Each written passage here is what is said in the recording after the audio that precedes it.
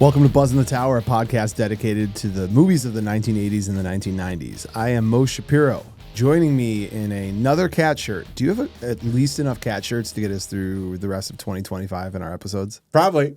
So impressive. I like your hat. It's kind of like Beverly Hills Cop, Detroit Lions kind of party. Miami Vice. A little old school. Yeah. My hat likes to party all the time. Hey, guess what song I bet is still in your head? Romancing the Stone. Max Sanders, the other half of the partnership. That didn't sound weird at all. And today we are talking about the 1997 Val Kilmer movie, R.I.P. Yeah. The Saint. But before we jump into any of that, if this is your first time visiting good old Buzz in the Tower corner, hop on, what do we got? We got Spotify, Apple Podcast, Amazon Music. Yeah. I guess you love that people listen to that. I do. I'm like, I didn't even know that that's a thing. Anything that a podcast can be played on, we can be found on. And when you find us, leave a review if you like what you hear. That helps us out. Max used to go and fish for reviews, but that stopped 6 years ago. So, and we've only done the podcast for 5 years. Look at that. We got a nice review the other day. You wouldn't tell me about it, so I don't know. Want me to read it? Yeah, man. Take a minute while I finish the rest of the stuff. You should look it up. Also, social media, all platforms, but specifically TikTok, Instagram, Facebook. Those are the big ones. We are on there. We're creating content. It's fun stuff. We had a couple of things that had like 3 million views because that's what creators do. They make cool stuff that gets 3 million views. Well, it's Coster. Thank you, Coster. Yeah, that's good work, Coster. Yeah. Take credit from Max, please. And what else? We got Patreon? Patreon.com where you can support the show. Patreon.com/BuzzInTheTower. Website's BuzzInTheTower.com. Our incredible sponsor, 80stees.com, where you can get the most fashionable items that are out of fashion. 40 years old. That's how old I am. 40 years ago was the 80s. And you're older than that. I am older than that. And what else we got? Is that it? Yeah. So this is the review by NitroPunk94. Good old Nitropunk. 5 stars.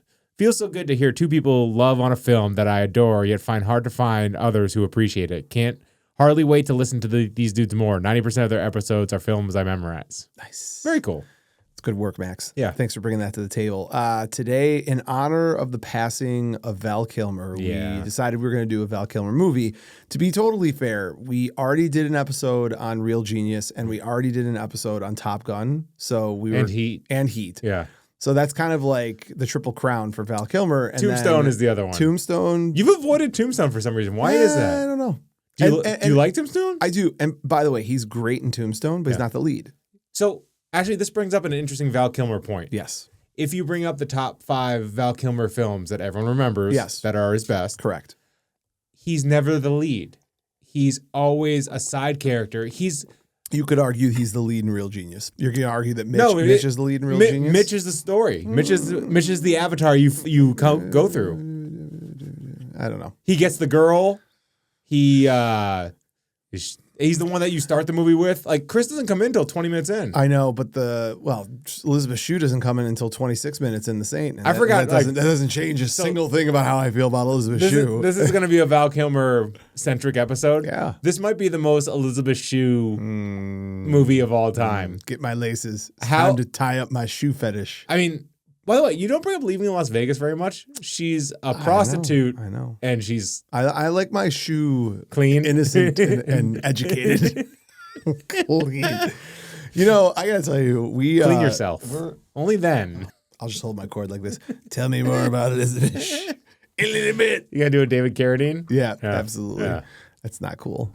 Autoerotic asphyxiation. Out of all the ways to die, that's pretty cool. No, it's not. Why would you think that if you're someone finding your body with a handful of man and a rope around your neck is good? I'm not saying for his related family. For me, it sounds awesome. Like as a fan of someone, you're going on the toilet for sure. What? Elvis style. That's how you're going. No. Fast living. No. Yeah.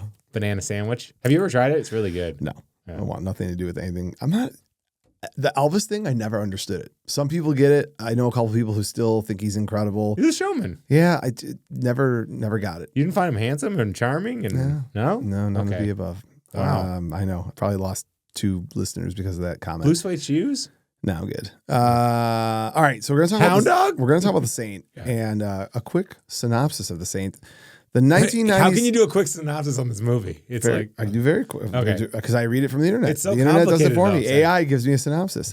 The 1997 movie The Saint stars Val Kilmer as Simon Templar, a thief for hire who uses various identities, including that of a saint, to carry out jobs often involving international industrial theft and espionage. Yeah, the whole Russian thing's very complicated, though. Mm-hmm. Like, they're all freezing to death. This oil tycoon has billions, has oil hidden in his house. He's trying to overthrow the government, and the thief steals from the Russian guy. The Russian guy then wants him to steal for him. Yeah, you are not good at what you're doing. You're confusing our listeners. Yeah, it's confusing me. It's simpler than Well, that's what I love about this movie. There's an overcomplicated 90s plot. So I'm gonna share my own stupidity. Coster, have you ever seen The Saint? Are you familiar with this movie at all? I know nothing about this movie. Okay, so it's a great movie. Yeah. It's not like Popcorn movie. Yeah, it's not an earth-shatteringly great movie, but it's a great movie. You and I have hosted an 80s and 90s podcast for this December will be 5 years. Yeah. Part of our responsibility to the general public is to be like knowledgeable of pop culture in general. Now, this is where I'll give Max more credit than me. Max consumes what most therapists would consider to be an unhealthy amount of television. And like, I mean, you easily watch, I'm going to say 4 hours to 5 hours of like TV shows and movies a day. Yep. Okay. Which, by the way, is outrageous, but whatever. And he's been doing this. This is before the podcast. Like Max, honestly, like if every time people aren't here, we walk in to set up for the show. Max is always like, "Hey, did you see Have this? you seen this? Have you Have you heard seen about that?" And it's unbelievable. And it's interesting too because you really hop genre. You don't have like a sweet spot on like one type of show. You go all the way the hard right sci-fi to like a rom-com. You've seen it all. Yeah. And I'm not as good as you, but I've seen a good deal of film. Yeah. Right. And television shows, and you do more, whatever. I had no idea that this movie was based off of A TV show.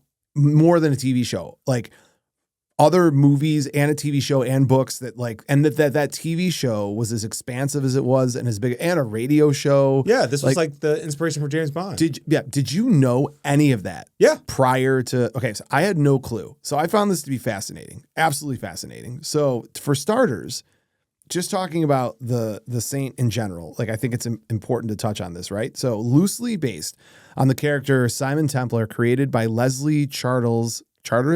I could be pronouncing that wrong. This is wild. She created these stories in 1928 for a series of books called The Saint, which, by the way, like the actual television show itself came long after there was a radio television show and movies. So from 1938, so they made two movies in 38 and 54. And in the 40s, there was a radio series. The radio series was narrated by Vincent Price. If that name is not familiar to you right away, think of Edward Scissorhands, the scientist or the doctor, and also think of Michael Jackson's Thriller. I mean, he did a million things other than that. I mean, The House on Haunting Hill, he's the king of horror in the 50s and 60s. I'm just giving, like, for our viewers, the two that they would know immediately. He's known culturally. You know what I mean? Yeah, like, maybe. Yeah. Now, here's where it gets really fun. You know the name Sir Roger Moore. Yeah. Okay, Sir Roger Moore was like the 80s James Bond. The corniest. Yeah, right. But he got that gig because he was Simon Templar in the television show The Saint. The television show The Saint, the movie The Saint, so for me, I was rewatching it before I did any of my research. I'm rewatching it. I'm like, this is James Bond. Like I'm watching this. I'm like, this is literally it's a softer, cornier, which I can't believe I'm saying that because James Bond's as corny as it gets. But there's an edge to Bond, right? Like there's like, there's a darkness behind him. Yeah, I mean, I would say the books aren't as corny as like, the Roger Moore movies are. But like when you watch The Saint, you're like, okay, like this is literally James Bond. And now that I'm learning all this, it makes perfect sense. The Saint is basically James Bond before James Bond. So this makes me nostalgic for the 90s. There was just a time period where they were just taking old TV shows and making movies out of them. Examples. So Brady Bunch. Yes. Lost in Space. Yes. Mission Impossible. Yes. Charlie's Angels. Yes. Addams Family. Beverly Hillbillies. Oh, you're good. The Fugitive. Oh, I like where you're at. The Flintstones. Talk to me. The Avengers. Oh. Not the yeah. Wild Wild West and My Favorite Martian. Dear God. Yeah. Throw that in there for fun. That's exciting. So pretty cool though. Paramount, I don't know if you knew this, owned this and Mission Impossible. And they were both to make sequels out of both of them. And Mission Impossible came out a year beforehand. and did so well, they scrapped the Saints' possible sequels. So that's also funny for another reason because apparently, again, Cruz Kilmer. Yeah, well, you've got this Cruz Kilmer thing going on. So Kilmer was a Christian Scientist, not Christian Scientologist. Okay. And not that necessarily means anything, but he was quirky. And when he was on set for this, there was a lot of whispers about him being, well, this started on the island of Dr. Moreau. Moreau. Well, have you seen that movie? It's insane. I know. And like apparently the filming of that was an utter nightmare and he treated like he was in a weird place in his life. So I didn't know Brando's daughter died during shooting, which is why he went cuckoo for Cocoa Puffs. Yeah, that's why. Yeah, I know. Well, yeah, he brought a little crazy to the party ahead of time. I'm going to play this like a bagel. So Val Kilmer started getting a reputation for being kind of a pain in the ass. Also, Batman Forever. He was very difficult with Schumacher and all. Yeah. So, they didn't want him back for Batman and Robin. So I thought he turned down. It was both. Okay. Yeah. Like, they didn't want to ask him back, but they knew they would have to. Because the commercial success on that movie was good. Yeah. It's not like it was the Clooney one with the rubber nipples that didn't, do well. This one, sweet rubber nipples. Batman Forever is one of the most 90s movies ever. It is. Yeah. I mean, dude, Kissed by a Rose. Yeah. Come on. Nicole Kidman. Oh, man. Jim Carrey. Oh, man. So, Somebody stop me. Apparently, Val Kilmer said it was torture doing that movie because he likes doing weird, expressive characters. Yeah. So he sees Jim Carrey eating scenery, Tommy Lee Jones going nuts, and he had to be this very reserved Batman. Yeah. And he said everyone wants to be Batman, but no one wants to play Batman. So totally unrelated to what we're talking about today, but you know that Tommy Lee Jones, RIP as well, hated. He's alive. Just kidding. Tommy. I wasn't thinking of him. I was thinking of who just died with his dog and his wife. Oh, Gene Hackman. Thank you, Gene Hackman. They are easily swappable. Not particularly. 100%. One's got a face like a railroad map. Nah, whatever. They're replaceable. Anyways, not RIP, but he hates Jim Carrey. Yeah, I heard that. Yeah, big time. All right, I'm sorry. We're drifting off on all these places. The point that I was getting at originally is when Val Kilmer was doing The Saint, there was a ton of noise around him being difficult to work with. There was Variety articles where he would put out cigarette butts on crew members' faces. Yeah. And now Elisabeth Shue denies all of this. You couldn't make eye contact with him, apparently. she said that's not the case at all. But Sylvester Stallone in the 80s is kind of like the parallel, I would say. Oh, man, 80s Stallone is my favorite. He had the whole thing where you couldn't make eye contact with him either. Or remember he didn't have... Or when they were shooting Cobra and he took over and directed the entire film. Or I got it. Beverly Hills Cop, he didn't have orange juice and he left and he's like, I'm done with this movie. Jesus Christ. Hey, he's not done with it. He turned it into Cobra. Yeah. I'm your worst nightmare. That's Rambo 3. I don't even know why I said But that. I think in his death, it adds to his mystique that he was this artist that always wanted a role that challenged him.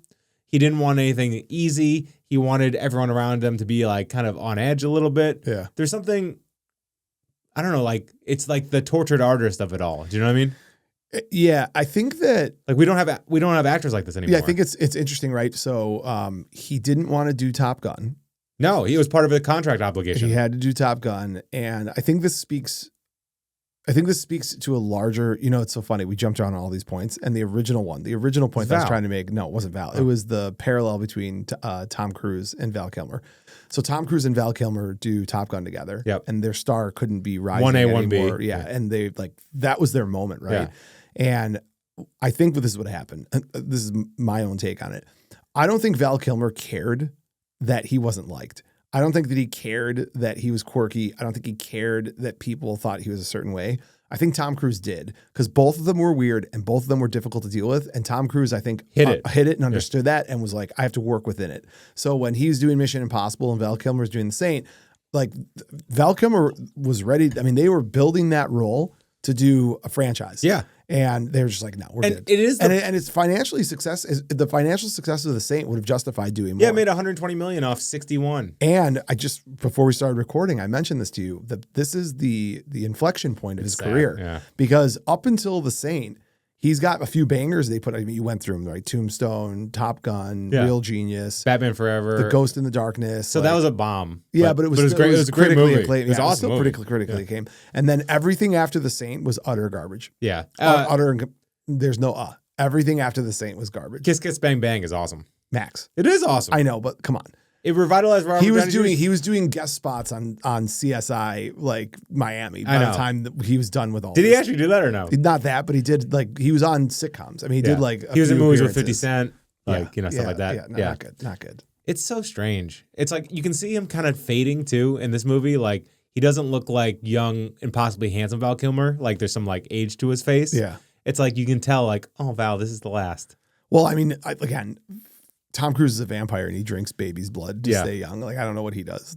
Like Tom Cruise is he 60, 55, 60? No, he's like 60 something, I think. Let's ask Siri. Siri, how old is Tom Cruise? He's 62 years old.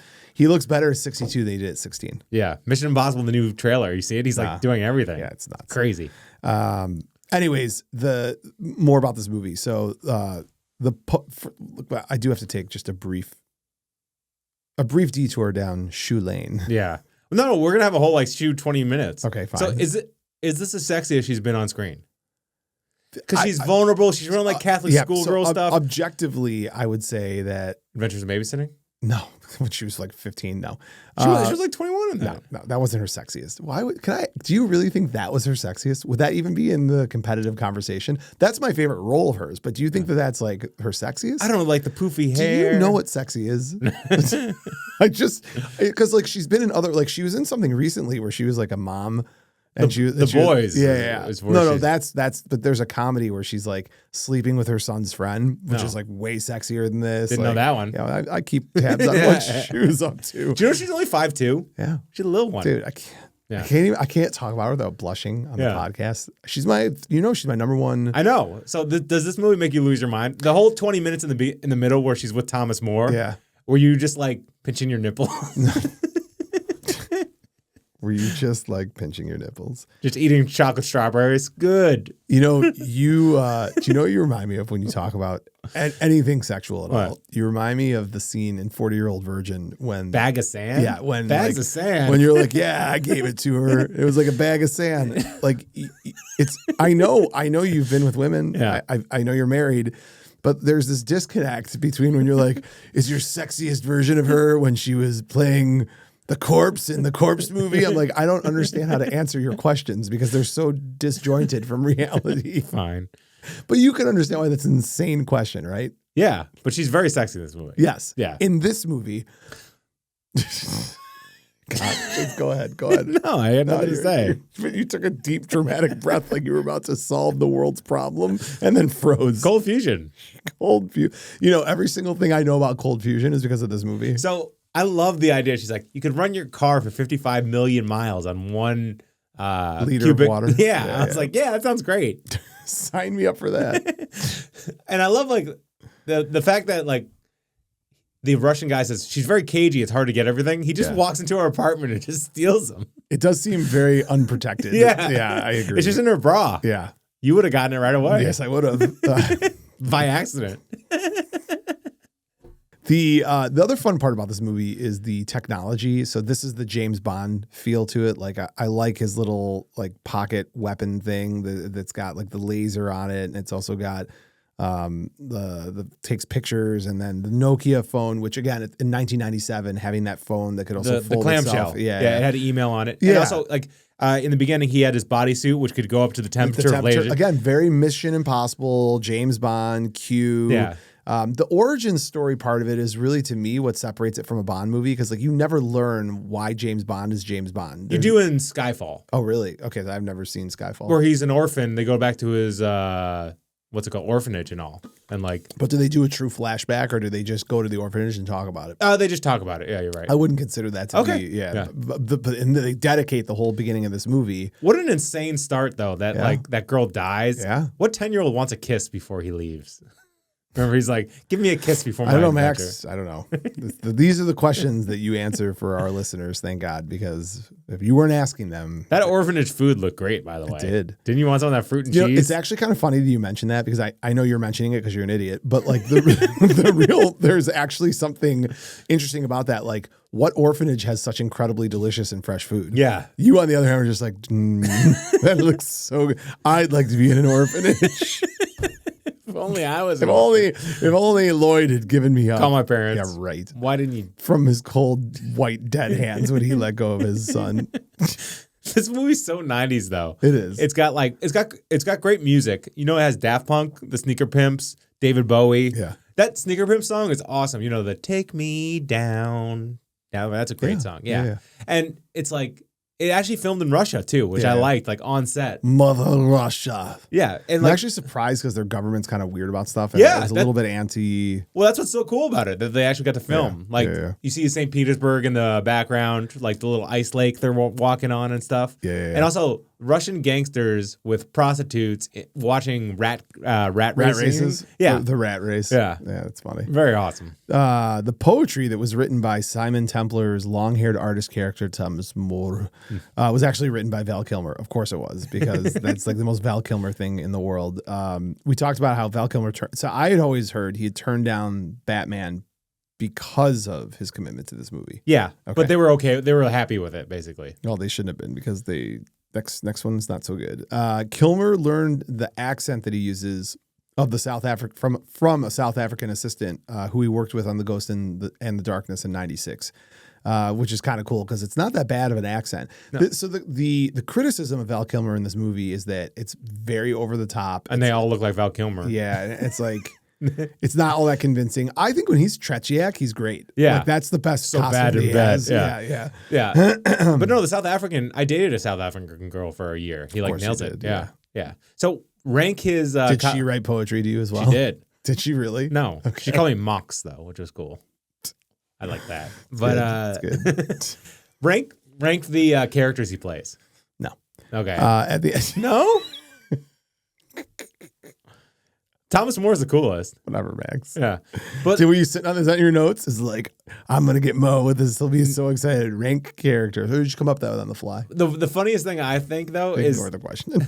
Go ahead. The maid looks exactly like him. Yeah. Remember when he's the maid in the Russians billionaire kind of meeting? Yeah. It just looks like him with like some rouge on. It's crazy. Mm-hmm. Yeah. Mm-hmm. Yes. Director Philip Noyce. Is that how you say his last name? Is, Noyce. It's very Noyce. Originally hoped to have Mel Gibson play the lead. Would have worked. I think it would have worked. But Gibson was initially interested, but then he decided that he had spent too long away from home making Braveheart. Yeah. Do you know? I guess it was Braveheart like a long shoot. Oh my God! It was like 3 years. Okay. Yeah. I didn't know that. And it was in Scotland. You want to hear a crazy story? What? I've never seen Braveheart start to finish. Oh my God! I've seen 2/3 of it. I've never made it start to finish. Why? I don't know why. I don't know. I just Have you seen the ending? It does nothing for me. Oh my God! That movie does nothing for me. Have you seen the ending? I've only seen. I didn't know which 2/3. You're right. I started a third of the way through. Jesus. The end is what makes it. Okay. Well, I need to watch it. Yeah. But God, do you know who else they offered this movie to? Which is the best thing I've ever heard in my life. Yeah. George Clooney, Kevin Costner, Johnny Depp, Daniel Day-Lewis, Arnold Schwarzenegger is the one that you were excited about. How could he play any other character? He could do it. Harry Rehnquist. If he could do Harry Rehnquist, but he they could do would this. all have the same accent.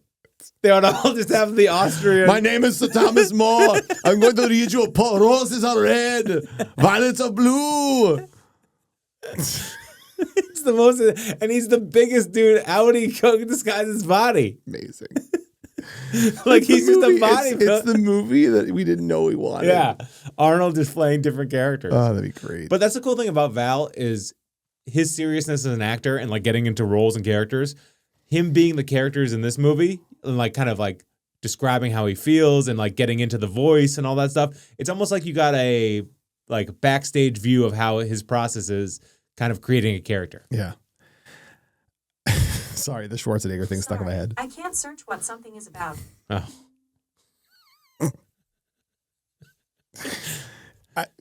My volume's on mute now. I wish you had been with us the whole podcast, not just the last year and a half, because this happens 3 times a year, and 3 times a year I have to be like, Max, mute your computer 3 times a year, okay? And I'd love to have a ticker showing how many times this has actually happened because it's unbelievable. Sorry. No, you're not. A little bit. So disrespectful. All right, let's talk about Elisabeth Shue. Yeah. I've been really evaluating why I feel the way about her, the way I feel about her. And I think I've come up with a theory of why I have really strong feelings for her and would probably leave my family for her. Her sweater melons. No. Wow. That's so inappropriate. It's unbelievable. Okay. My heart hopes one day that you lose your job as a bartender and you have to enter corporate America and we have just clip after clip of you saying terrible things. Hey, if Michael Scott can do it, I can do it. No, times have changed since The Office significantly. You might want to get caught up. That's just my 2 cents. No, I think I know why it is. Elisabeth Shue is the most gorgeous actress whose beauty still straddles attainability. Okay. Meaning, like Megan Fox. Yeah. Megan Fox is objectively probably one of the most beautiful people in the world. Agreed. Right? So like saying that you think that she's gorgeous is like a no-brainer, right? Maybe I'll use a possession, although it's kind of demeaning, but it's the best I can think of. Everybody can look at a $150 million house in Naples and say, I'd love that house, right? But when you start looking at a house that you actually reasonably think you could get, not that you could get, but you think you could get, it gets a little more exciting. It goes from dreaming about winning the lotto to dreaming about winning promotion at work. Got it. Right? Okay, yeah. And like Elisabeth Shue, who's stunning, absolutely stunning, but her beauty, and Jennifer Love Hewitt is the same way for me. Like there's enough imperfection in the two of them where you're like, okay, like on my best day, for me, 18 years old, on my best day, I could see like an attainability. And also that's embedded in the personality too. She comes across friendly. Yeah. Like you could like have a beer with her at a bar and talk with her and she wouldn't be, off-putting. Yeah.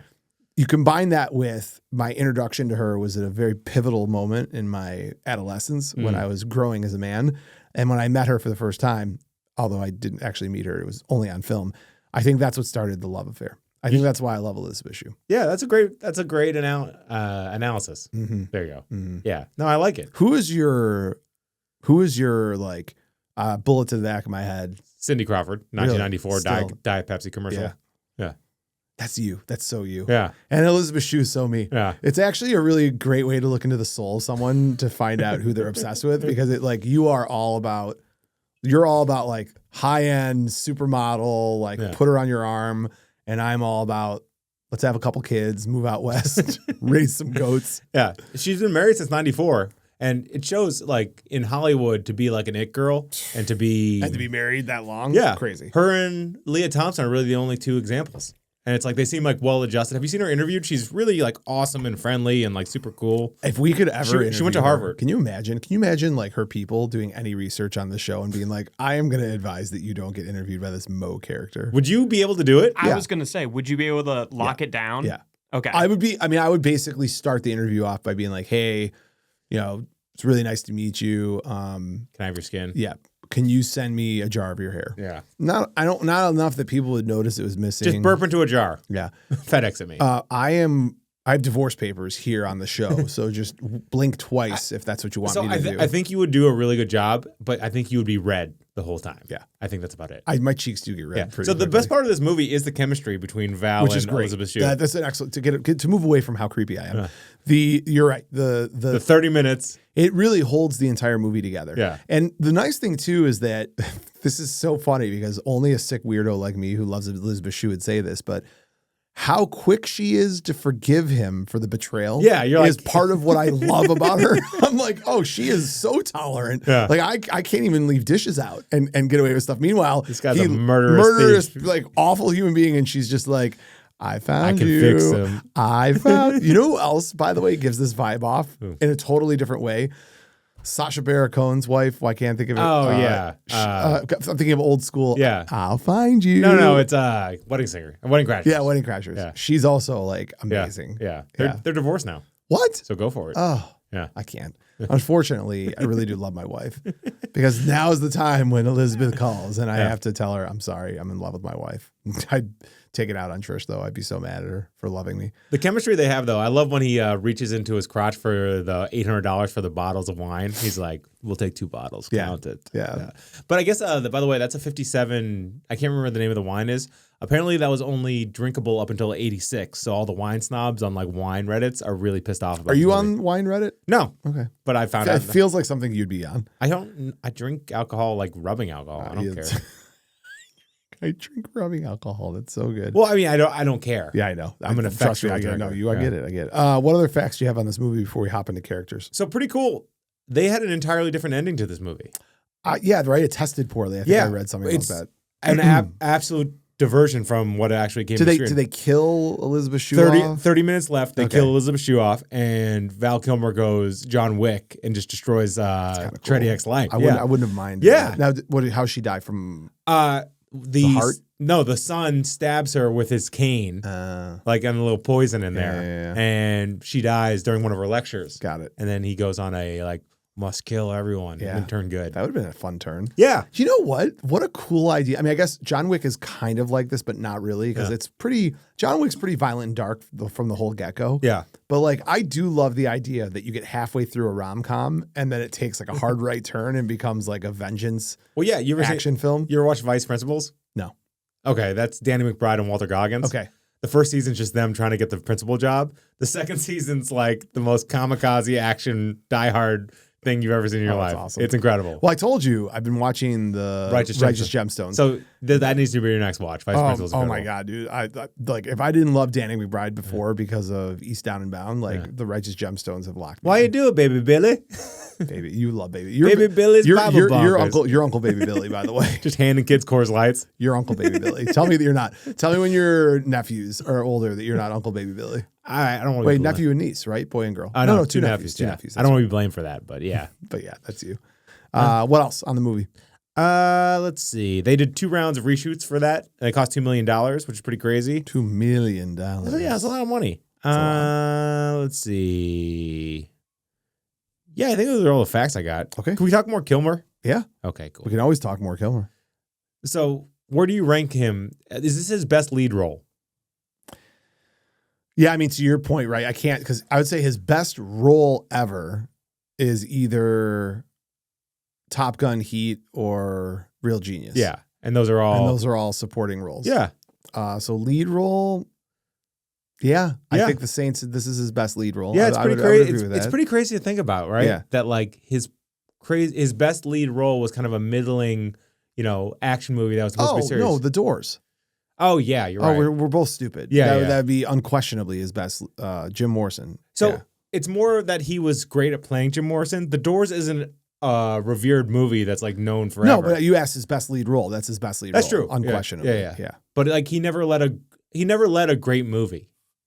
No, he's been in great movies. Which is interesting if you think about it. You know what I mean? So I gave you the example. I think that him and Patrick Swayze are very similar. Yeah. And not so much in that they're the same person, but that you could switch their roles and they could pull it off. Yeah.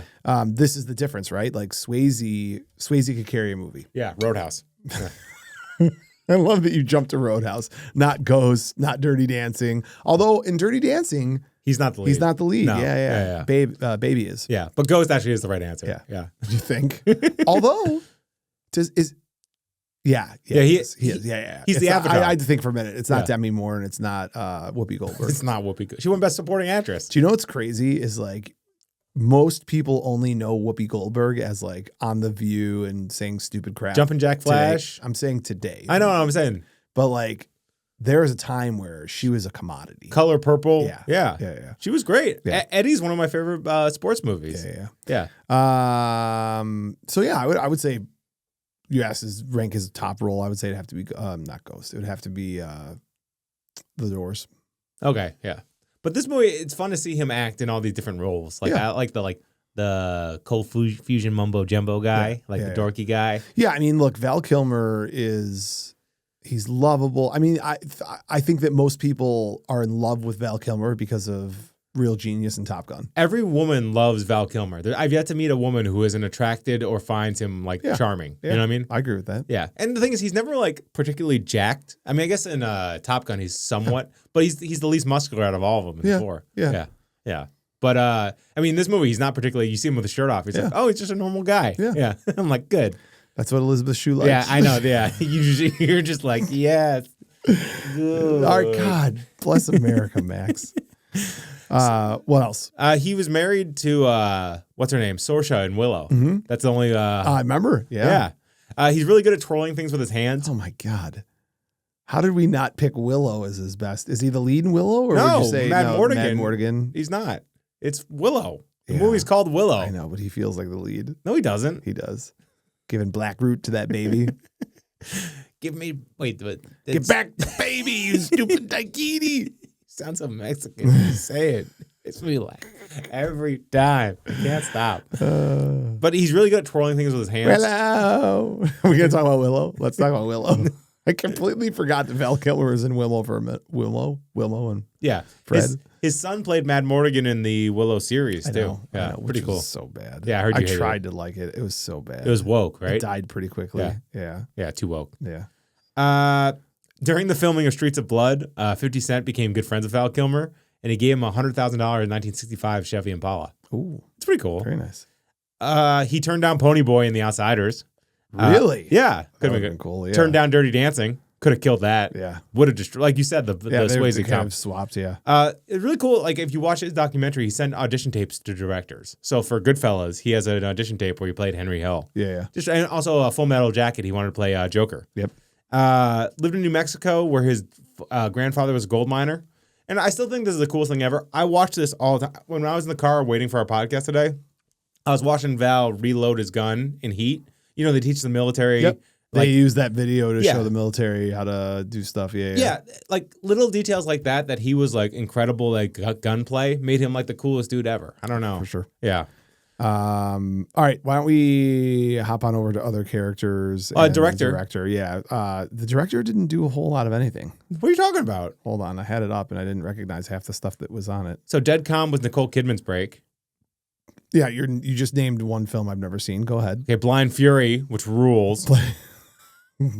Okay, you're making my point, by the way. No, I'm about to get to the good ones. All right, go ahead. Patriot Games. And Clear and Present Danger. Yes. The two Harrison Ford, John Grisham books.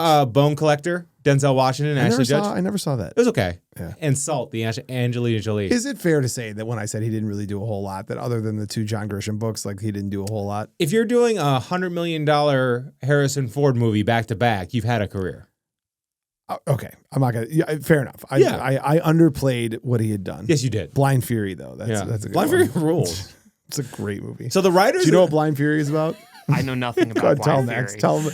Have you ever asked yourself, could you be good at karate and blind at the same time? Rutger Hauer, who's he's the.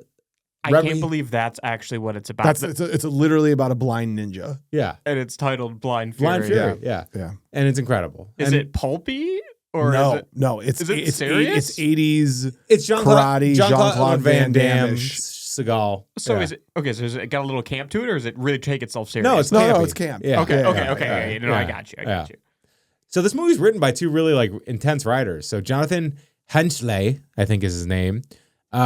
He got uncredited rewrites on Con Air and Gone in 60 Seconds, but he also wrote Die Hard with a Vengeance, Armageddon, Jumanji, The Punisher, Next, and The Ice Road. Okay. Really cool action career. Yeah. Die Hard with a Vengeance, I'll argue, is one of the most underrated action movies of all time. It is actually really good. Well, you know, like it. So it was an original script called Simon Says, and they adapted it to be I a didn't Die know Hard. that. Oh, that's kind of cool. Yeah, so the Simon Says thing was his like shtick. Yeah. Wesley Stick, who's the other guy who wrote this, also wrote Cape Fear, Doom, and The New Nightmare on Elm Street. Oh, that's really good. Yeah. Cape Fear alone. Cape Fear is really good. We should do Cape Fear. Oh my God, I'm down with that. Yeah. How do we talk about the De Niro, Juliette Lewis stuff? Carefully. Yeah. Not by saying things like, is your favorite Elisabeth Shue in Adventures in Babysitting when she's like 15? Well, so Robert De Niro has no sexual chemistry with anyone on screen ever. Yeah. And he has it with Juliette Lewis in Cape Fear. A little weird. By the way, we're doing Rush Hour next week. Oh, yeah. Cool. So don't forget. Yeah. What's wrong with you?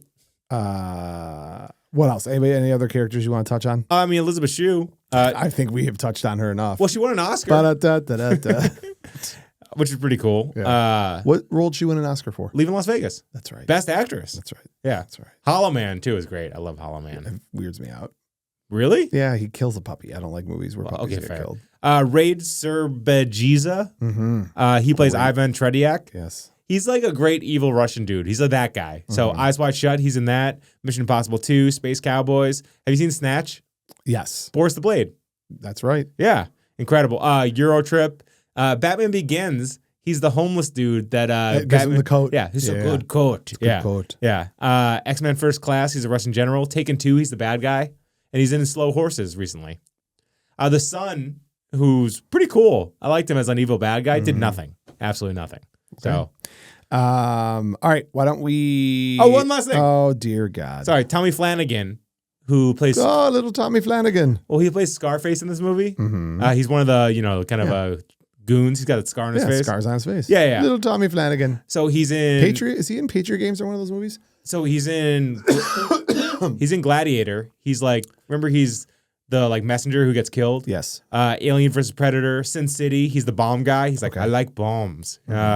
Smoking Aces. He's the guy who can put faces on. Have you seen Smoking Aces? Nope. Oh, really weird. Sons of Anarchy. He's one of the main guys. Never seen Sons of Anarchy. Oh, you'd like it. Yeah. I don't have the 5.5 hours a day that you do. That's true. Watch all this stuff. All right, Max. Before I hop over, any other? We good? Oh, last thing. Of course. Our spotlight last week, the Notorious by Chance podcast. Remember you said like, oh, they have cat vomit on the shirt because they were in San Francisco 49ers. I know. I saw his note. He's got a Michigan sweatshirt that he wanted to wear instead or something. He has a Michigan helmet tattoo on him. It's amazing. Yeah. Give him a little bit of love. Yeah. He's still a 49ers fan. All right, Max, with all that being said, why don't we hop on over to our Buzz in the Tower fan spotlight?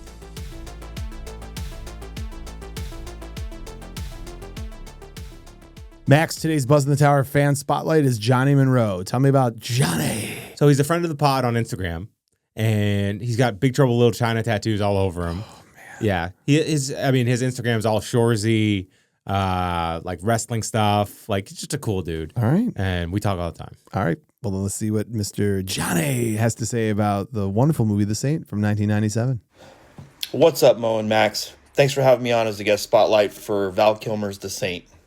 This movie runs a tight 117 minutes, stars Val Kilmer and Elisabeth Shue. And I got to be honest, guys, this one was a little bit tough for me to sit through if it weren't for Elisabeth Shue. And not really a big spy flick kind of guy. Val Kilmer was great with the disguises. It's also said that he had to really physically prepare for this role. Also, a couple other facts. The locations they shot in, England, Moscow, are absolutely stunning locations.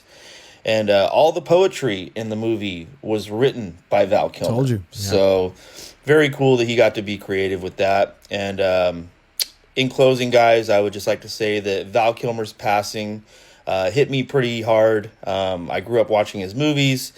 Iconic roles such as Doc Holliday, Batman, Jim Morrison. So this is one of those movies where I won't get mad at someone for saying they don't like it. It's a nostalgia bomb. Yeah, and I grew up with this. And also his argument about Elisabeth Shue being the redeeming characteristic of the film, I get. I happen to really like this movie because I really like Val Kilmer, but I would never begrudge anyone for being like, meh. No, yeah. By the way, one great 90s trope I forgot, running towards a U.S. embassy and saying, I'm an American. Yeah. Does that work? Yeah. It does? I don't know, Max. Okay. Add it to Max's questions that I couldn't possibly know the answer to. We should do it. Do unicorns really have horns, Max? We should go to Russia. Yeah. And get in trouble with the mob. That's a great idea. Blow up a car. Just text me. Let me know how it goes. I'll get an international text package when you go there. Johnny, thank you very much for being our spotlight. Next time, we'll actually maybe try to pick a movie you like. And Max, thanks for just being here. Just a great job as usual. Thanks for showing up. And that's about it. So a reminder, subscribe. Someone's done. Subscribe, leave 5 stars. We're on all podcast platforms, Spotify, Apple Podcast, you name it, we're on it. Patreon.com/BuzzInTheTower if you want to support the show. All social media platforms, our tag is @BuzzInTheTower. Our wonderful sponsors, 80stees.com. Thank you very much, gentlemen and ladies. And what am I forgetting? Nothing. Max, how do you want to end this episode? Friends, comrades, Russians. You got to do it with the accent. Russians. I don't have anything profound to end on other than this was our very weak and sad attempt to show some respect for the late, great Val Kilmer. And it feels like we disgraced him and talked just about Elisabeth Shue, but whatever. I'm glad you picked up on that. Real quick.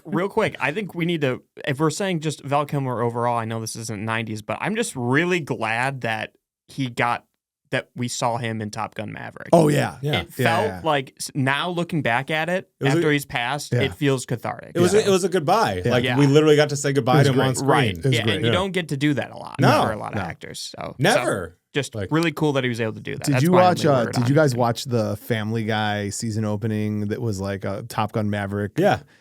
So there's a funny part in it because he's gonna die. The two characters that kind of revolt against everything is Melanie Griffith's character and Charlie. I can't think of the actress who plays it, but it's like Peter's playing Tom Cruise and everybody. So Lois is playing one of those two. Meg Ryan. Yeah, Meg Ryan. But the joke is like, oh, you found room to get this person in the movie, but you couldn't get us in the movie because they make no appearance in it whatsoever. And I'm like, yeah, that's kind of true. Like if you're sitting there watching it and I understand Val Kilmer was perfect, but like they did find a way to bring him back into it. Could they really not have found a way to bring the other two back? Although they don't remind him of the passing of time. I guess so. Tom Cruise is like, I haven't aged. How are you looking? All right. On that note, thank you for bringing that up, Coster. Excellent work. Max, this is what we need. Yeah. Not you. Val's our pal. Take care. Have a great week. We'll see you next week. Bye.